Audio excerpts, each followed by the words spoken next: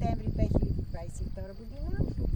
И аз искам сега да попитам, ето тук, представете се, как се казвате? Аз съм Николай Димитров и съм жител на село. Да, а вие? Аз съм Ивайло Рочев, също жител на село.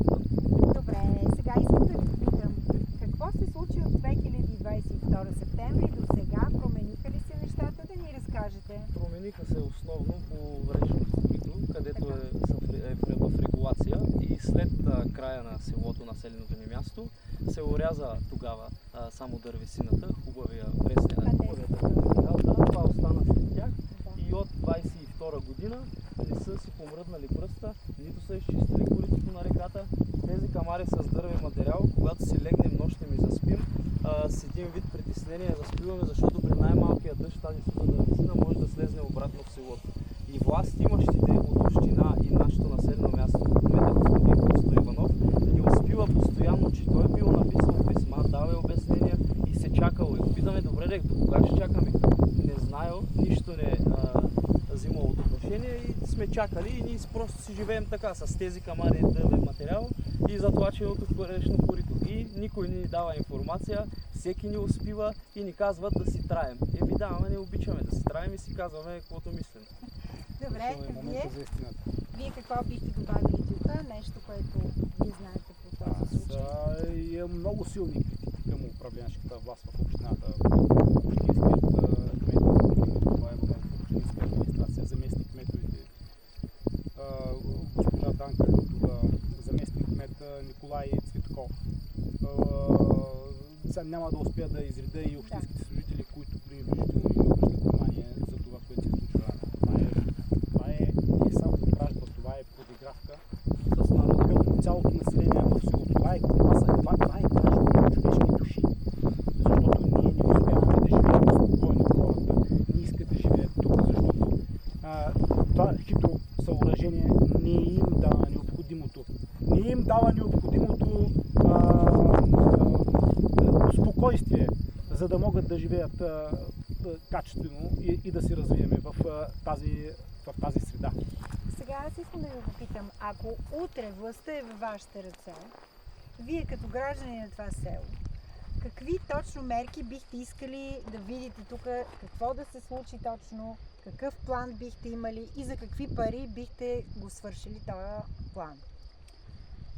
За какви пари точно ние... Горе-долу. Сумата няма да успеем. Говорихме, казахте, че имате план как да се свалят дърветата отгоре насам. Да, това е... И няма да струва толкова много пари. Да видим дали става въпрос само единствено за пари или има и нещо друго тук. Не, има и друго. Тук е въпроса, ако зависи от нас и от местното население, ние можем много по-добре да се организираме, отколкото държавните институции. И понеже това е нашия роден край, ще вземем нещата при сърце и ще се справим много по-добре с работата и ще се държим много по-отговорно за цялото това нещо, защото, пак казваме, това е нашия роден край. Ние няма как да притупаме работата и ще я свършим много по-качествено. Какво конкретно бихте направили? Специално мога да коментирам и двете части. И хидросъоръжението, което се изработва в реката в селото. Мога да коментирам и дървения материал, който заплашва за запушване на мостовите и неспокойното съжителство на хората. Да. Специално дървеният материал, тъй като е на недостъпни места. Има групи, които се занимават с сеч в горите и имат коне с самари. Могат да се дадат безплатно на тези хора с самарите, на тези дърварите, ако могат така да ги нарича. Това са хора, които много добре разбират от дърводобив. Да се дадат безплатно на тях, те да ги нарежат на метровки, да ги качат на самар на животните и да ги свалят в селото, близко там, докъдето има път, да може да дойде камион, който да ги привози и да се продадат на 2 пъти по-ниски цени на населението. И това няма да струва? Това няма да струва нито 1 лев на държавата. Просто горският трябва да ги следи, да няма сеч на зелена маса. Да. Това е нещо. Нито един горски стопанин, нито община Карлово в лицето на управляваща власт. Доктор Емил Кабайванов, селският Христо Иванов. Това нито един не е излезнал честен и доблестен гражданин от даже това е сигурността и на семейството на самия селски кмет, защото и те са народени от село. Не взимат правилното решение, не искат да го вземат това решение. Аз вас би попитала, видяхте тук на идване насам коритото на реката, от които излизат едни тръби от къщите. Ние после ще го монтираме и на видеото. Какви са тези тръби и какво излизат? Това са отходните води на населението, защото по време на наводнението Влизат през тези тръби в реката. в реката оттичат се върху надолу по селото в бетонното корито. Това решение беше взето доста бързо по време на наводнението и тогава за кмета ни нямаше проблеми. Въпреки че в нашето село имаме от миналото пречиствателна станция, която може да заработи, решиха, че е по-добре фекалиите на хората да се изтичат в реката и ние летния сезон, когато намалее дебита на реката, да живеем в, така да се изразя, в изпражнение, да дишаме цялата тая побия, така да се изразя. Нали? Извинявам се. Вие имате ли решение на този въпрос? Как би могло да се преодолее този проблем? От момента на съществуването на селото, фекалните води са заустили в самото корито. Но тъй като през годините коритото до този момент не е имало цементово дъно, тези води са попивали в дъното и е нямало тая смрад, която в момента се носи. Сега дъното е цементово, което цементово дъно чисто противоучаство на всякакви технически изисквания, защото цементовото дъно, подпочвените води могат да го подкопаят и то да пропадне в определен момент и самото наводнение става още по-груба смешка. И какъв е този технически мисъл, не мога да разбера, но в момента фекалните води се търкалят на цементовото дъно. Лятото смърди до такава степен, че не знам кой